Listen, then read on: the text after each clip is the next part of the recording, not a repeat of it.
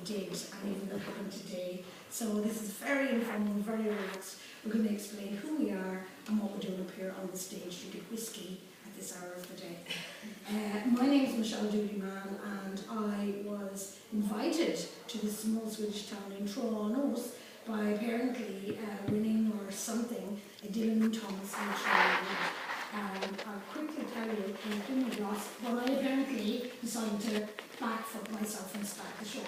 So I was in Riverbank, inflating hundreds of billions for a show called Shell Shock, and my phone was hopping.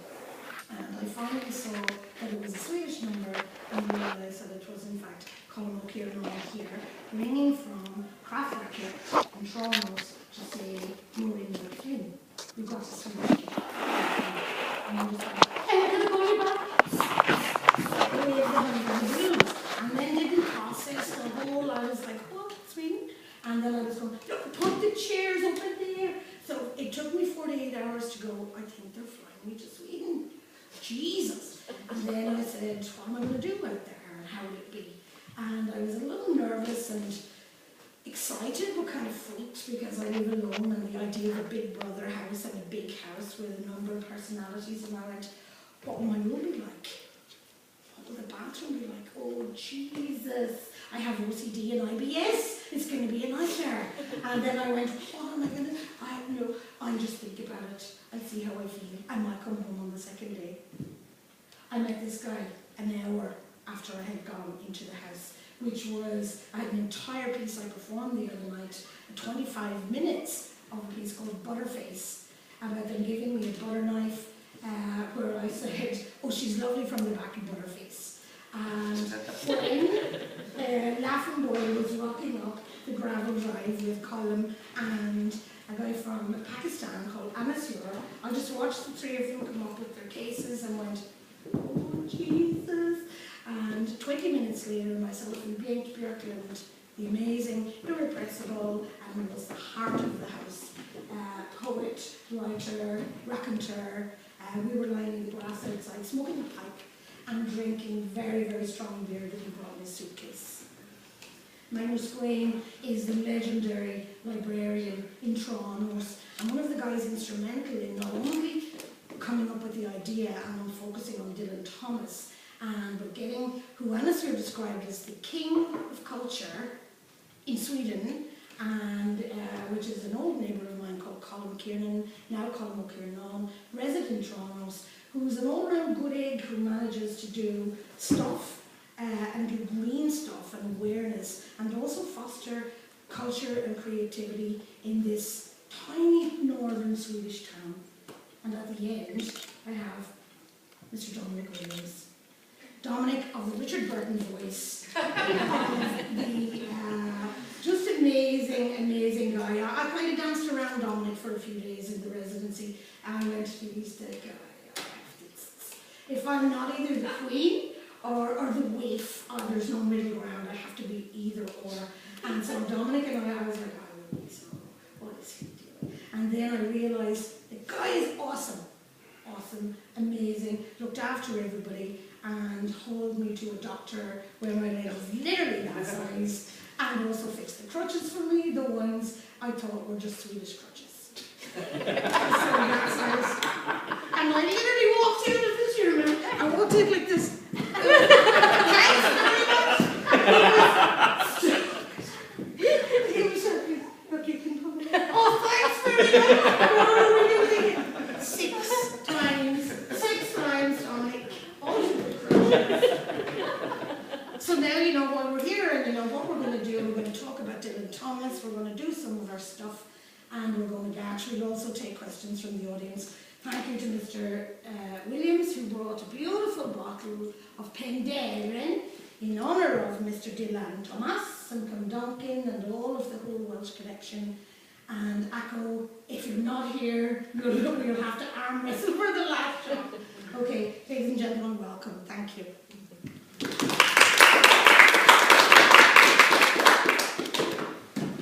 Now, Mr. Björklund. Yes. How did you become aware of Dylan Thomas? I first met Dylan Thomas in a jail cell in Istanbul in 1970. A friend of mine in jail, an Italian guy, introduced me to his books. Maybe you should tell them why you were actually in jail. It's a good start, right? Okay. 30 grams of hash. It was worth $20. The police busted into my hotel room late at night and took me and my Japanese girlfriend, and eventually they gave me 12 years for these 30 grams after torturing me for 2 days. Jesus. Yes. How was it torture? They strung my feet on a stick and they beat the soles of my feet. First I thought, this is silly because the skin is so thick on your feet, you know. After a while it really hurt. I was screaming. In the end I just gave them any name they wanted. And that's how a Japanese guy got busted. He got 8 years for it. He said, oh no, that was his job. I just told a friend of mine that he had some. So he got 8 years. And the girlfriend got 2.5, so together we got like 25 years for those 30 grams. After 4.5 years, the Swedish government changed the law so they could send me home. So the Interpol came and picked me up, the Swedish handcuffs at the airport. Jesus. And flew me back and put me in a high security, maximum security jail in Stockholm. It's just outrageous, isn't it? And I spent half a year in Can I just bring you back for 1 second, because our audience would love to know what happened back in the Turkish prison. What momentous event occurred after that? How do you mean? Who did you meet and what happened there? Actually, I could read a piece actually from my book if you want to. I would love you to. But they need to know the backstory. Who he actually met in that Turkish prison was an American guy called Billy Hayes. Yes, of course. I had been in jail for 1 year, but you're right. Okay. And I don't know if anyone's seen the movie Midnight Express. Has anyone seen Midnight Express? Yeah. There's a character called Eric in the movie, blonde guy doing yoga. That's supposed to be me. All right. By the way, the bathroom scene is not true. Yeah, you must have qualified that about a bazillion times there, right? Yes. Okay, do the piece from your book. No, you have it. Oh, have I? Yes. Can I just tell you what I was doing earlier before the 8 of you came up the stairs? I said, Ben said, I bought 20 combs today. And I said, what? He goes, I needed a comb and I bought 20 because when you buy one, you get a pair of them, then another pair, then one with a tail. And I said, 20 combs and your hair is still shit.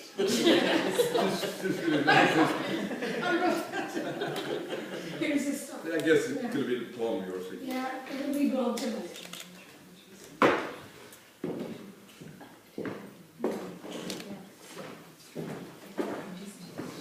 So I'm going to read a translation from a part. I wrote this book in Swedish. It's from childhood, and it covers the time of the jail in Turkey. And before I came, the night before I came, I translated a few verses from the time in jail. And at the time,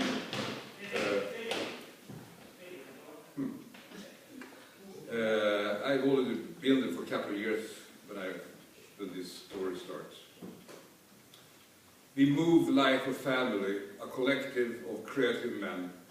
Antonio from Fano, artist and poet, India Bum and Biennale King, beatnik and freak, gives me my days back with direction and content.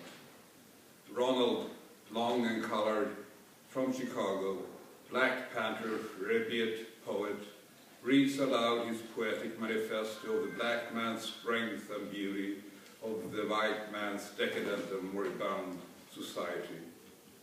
George from Zurich came recently from an ashram in India, where he had studied the Vedas and Russian mystics, and Koshi Morishita, the man with the eyes for feelings of the moment and the thoughts that follow, the artist that finally gave me the hills and the impossible weightlessness of the branch.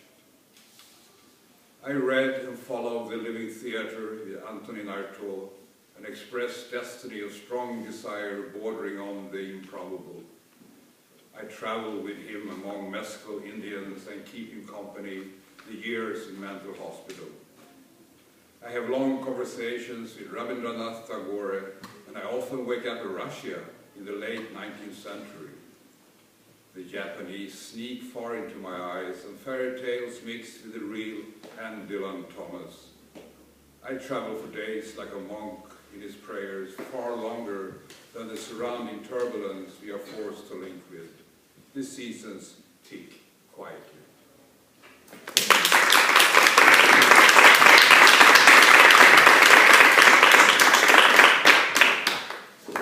That's lovely, actually, isn't it? Thank you. That's what, yeah, I'm lost in it. Magnus, if I can move across to you, talk to me about this little town in northern Sweden and your own access to Dylan Thomas. And my own access to Dylan Thomas are not so dramatic like Meg's. It's like on the telly in the late 70s, early 80s, Richard Burton read A Child Christmas in Wales. Okay. Every Christmas. I think it was animated or something. How old were you then? Like it's 13 or so. So you're a little boy, basically. And then in the 80s I discovered a portrait of an artist as a young dog and some of the poems. But in Tranås I don't think it's on the... Dylan Thomas is so well known. I don't think people recognize the name. Some I read some the portrait of an artist as a dog, some of the poems, but I don't think it's well recognized. Yeah, I totally understand, yeah. Well, it's... What I find is such a culture shock. I haven't seen the library in Toronto, so I was going around actually taking photos of books that had different titles, but an author I recognised. One of them was Maeve Binchy. There's a huge Binchy with a Swedish title just as you're walking in the door. She's very popular. I know, I couldn't actually believe that, but I tell you what I did take.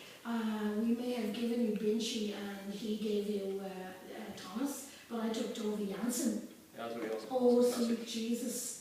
Love her. Love it, love it, love it. Read the autobiographies, read all the stuff out on the lakes, read Summer. It's the 100th anniversary this year. I watched it She's born in 1914. Yeah. Well, it's a beautiful story. It's you know, and the writing is so, now that I've been there, it's so Swedish, it's so sparse and bleak and Spartan, and there's such light and shade, you know. And she lived out in the archipelago. Yeah. In Stockholm and in Finland as well. It's beautiful, and I highly would recommend it, you know, to anybody. Tove Jansson is awesome. But to get back to the question was Dylan Thomas. So you've come from this bleak Swedish scape of snow and ice, and somehow now in the richness of the Valley Boy, and in the mellifluous words and lyrics, and that must have just been at 13 an eye-opener. Yeah, very much. And there's some, and we celebrated some Christmas in Wales every Christmas for years. Yeah, and we see some really great voice. No, it's a dramatic, but it's a simple, it's a beautiful voice. It resonates. I think voices in particular touch the soul, don't they? Yes. And Tranås is a very small city, a town, like 18,000 inhabitants. I know, it's 18,000 people, that's all. And you know what it is like? It is reminiscent of Wexford in the 50s. And I really mean that. Even the weather seems like old-fashioned weather. The town looks like it was lit by Art Malik. It looks like the Coen brothers are going to walk around the corner with a handheld. It looks like Fargo. There's a tree-lined Main Street. There's Cadillacs and Pontiacs and Chevrolets. There's big guys like this with big porn bumpers and big porn star moustaches and we made shirts. We made jokes about we was like Twin Peaks. Yes, yeah. It's also like I expected to meet Marge Gunderson everywhere, you know, and people go, for everything, you know. So for Dylan Thomas and Do Not Hold You Down, to go into that environment and then to be bringing these people as well. We had Anasur Raman. Anasur is an Indian writer from Bangladesh, via Pakistan, via Sweden, now resident in Uppsala, who didn't tell us for like 11 days that he had an 8-year-old daughter, right? 11 days. I'm meaning my daughter.